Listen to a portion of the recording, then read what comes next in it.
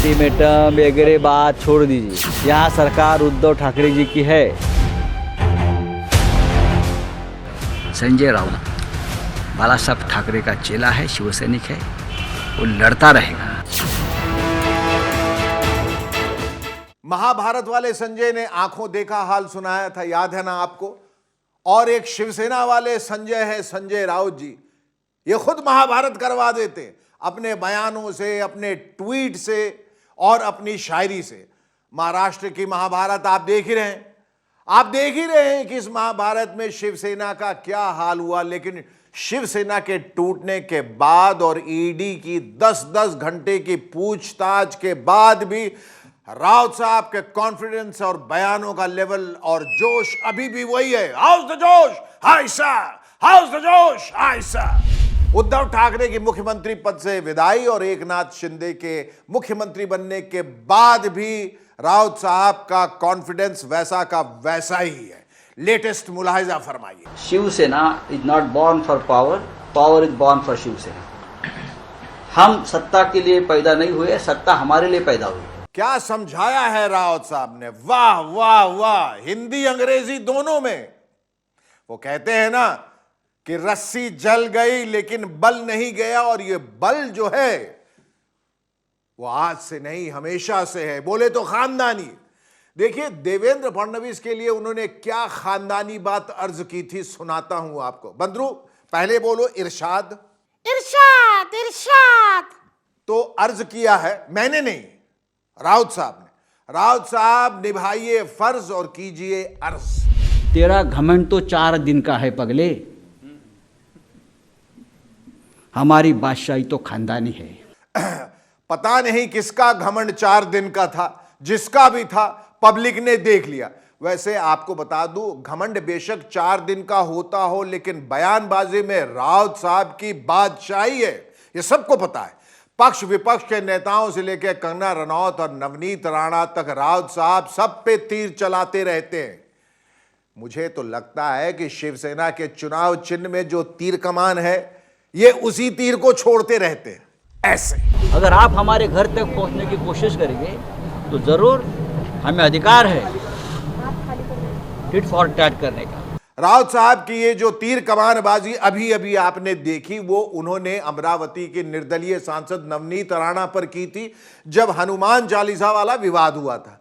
मानो इतना ही काफी नहीं था, इस नामकरण के बाद राउत साहब ने अपने विरोधियों की प्रजाति ही बदल दी। उन्हें मेरे बंदरू की बिरादरी में शामिल कर दिया, यानी इंसान से बंदर ही बना दिया। कुछ बंदर यहाँ है तो उछल रहे हैं हमारे नाम से। बंदर जब क्या बोलते, बंदर जब दारू पीता है ना तो ज्यादा उछलता है। मैं आपकी नशा उतार दूंगा। आपको क्या लग रहा है, बहुत हो गया?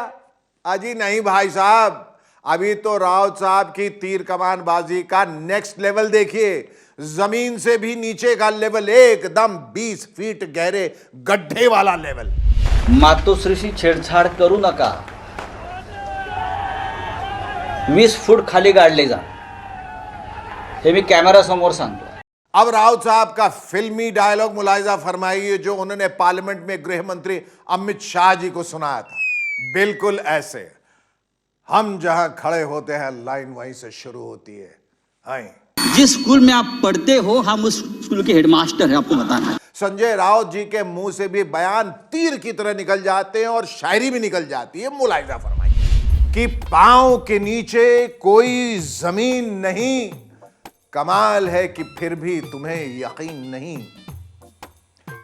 और तुमसे पहले वो जो एक शख्स यहां तख्त नशी था, तुमसे पहले वो जो एक शख्स यहां तख्त नशी था, उसको भी अपने खुदा होने पे इतना ही यकीन था। आपको लग नहीं रहा है कि ये दोनों शेर तीर की तरह वापस घूम के राउत साहब पर ही चस्पा हो गए? I mean, जो कुछ शिवसेना के साथ हुआ है उसे देख के तो ऐसा ही लग रहा है ना। वैसे राउत साहब ने ये जो पहला शेर मारा है, पहला वो दुष्यंत कुमार का है और दूसरा वाला हबीब जालिब का। वो शायद इसलिए क्योंकि अपने संजय राउत भाऊ शिवसेना के लिए रकीब जालिम साबित हो गए हैं। जो कुछ महाराष्ट्र की राजनीति में हुआ है उसे देख के तो कम से कम ऐसा ही कहा जा सकता है। ऐसा हम नहीं कह रहे, ऐसा हम नहीं कह रहे हैं। हम क्यों कहेंगे भला, ऐसा तो लोग कह रहे हैं, क्योंकि कुछ तो लोग कहेंगे, लोगों का काम है कहना।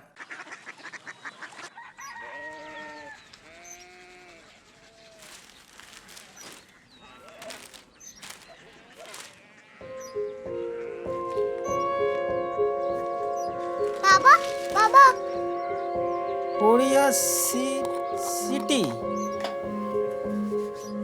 जानी ना।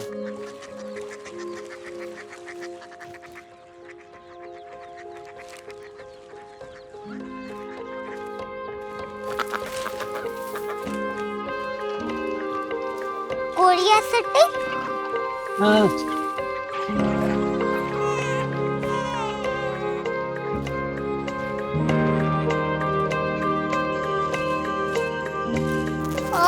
कोरिया सिटी कहाँ पे है? शहर अंग्रेजी लगे हैं।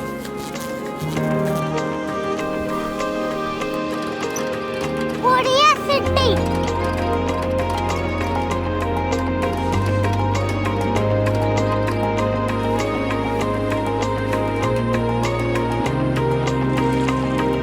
वो बहुत दूर है।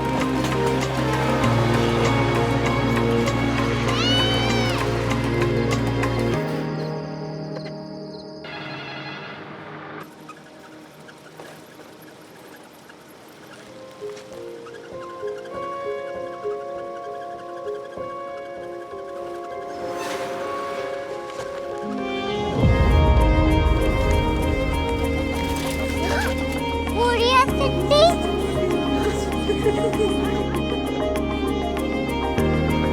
दुनिया को नहीं, कुछ लोग बड़े होते हैं। कोरिया सिटी कहाँ है? प्रोफेसर साहब को पता होगा। हो, ये छोटा वाला ग्लोब लगता है और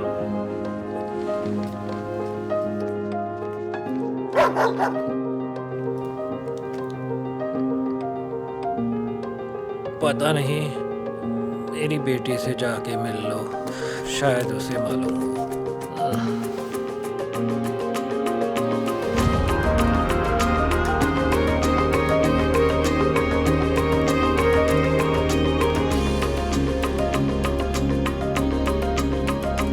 हाय,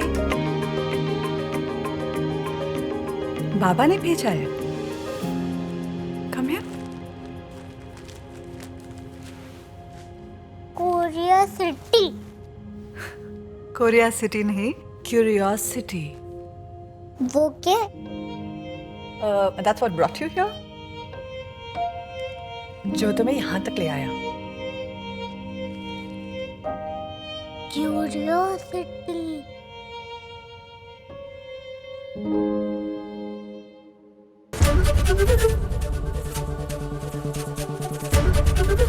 एबीपी न्यूज आपको रखे आगे।